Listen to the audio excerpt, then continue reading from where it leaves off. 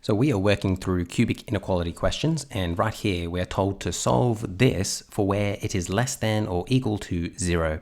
The first step that I did was write down what it's actually telling me, or deciphering it.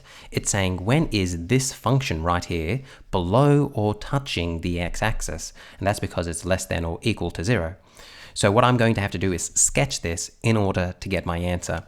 So the first thing I'm going to have to do is figure out what my x-intercepts are going to be, and I can do that just by looking at this right here. So remember, what I'm doing is I'm literally taking, for instance, 3 minus x, so this right here, setting it equal to 0, then solving it for x. So this is going to be 3 equal to x. So that means if I were to let x equal 3, then that would be 0, and then that would make the whole thing 0. So therefore it's an x-intercept.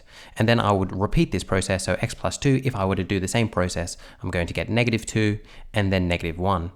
Next, what I'm going to do is plot these points down. So let me put -2 here. Let me put -1 there.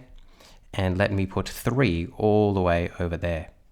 Okay, the next thing that I need to do is to graph it. But as always, I need to figure out whether or not my graph is going to look like this, or whether or not it's going to look like this. So am I going up, down, or down, up? To answer this, we need to consider what the sign would be in front of our x cube if we were to expand it. But remember, we're not actually going to expand it. You'd be wasting your time if you did the expansion. We can figure this out without doing the expansion. Now, let's remember that if I have a positive in front of my x cubed, that means my graph is going to look like this. But if I were to have a negative in front of my x cubed, my graph is going to look like this. We can figure this out by looking at the signs in front of our x's in our question here. So as you can see here, I have a negative x, I have a positive x, I have a positive x. If I therefore were to multiply all these together, well, this negative here is going to make the whole thing negative, which means I'm going to get a negative x cubed. So negative x times x is negative x cubed, which means my graph is going to look like this. So now that I have that piece of information, I can try to draw this graph. And remember, it doesn't need to be neat or tidy because the graph isn't the answer. So let's just do the best we can here. So I'm going to go down, then I'm going to go up, and then I'm going to go down again. Whoa, that is too bad. I'm going to have to try that again. Ready? Okay. That is good enough. That's pretty bad, but it will do.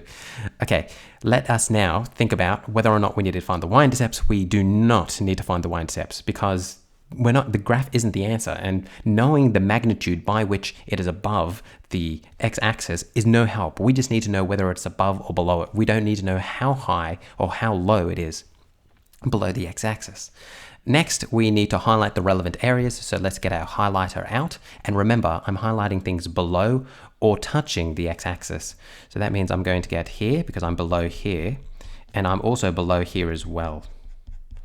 And remember, it's touching as well. And that's because I've got this equal sign. So let me just put some circles, some closed circles in these regions right here. Now that we've done that, we have to write down what our answer is going to be. We can write this as an inequality. The way that we would do this is say, well, I'm starting at -2 and going to -1. So -2 is less than or equal to x is less than or equal to 1. So that represents this region right here. And then you could say, or this right here would be x is greater than or equal to 3. So those are my two answers. Well, they're not two answers, there's one answer. So let's put a square bracket around that. Not a square bracket, let's put a red square around that, because that is our answer. But we could also represent our answer in another way using interval notation. This is my favorite way to do it. So we're going to go x is an element of, and this time I would go square bracket -2, 1 square bracket union, and then square bracket 3 to infinity, not a square bracket. And let me now put that in a red box because that is also an answer. So these are just two alternative ways I can write down what my answer is going to be. And just like that, we have answered this question. Hopefully you found this video useful, and I'll see you in the next video.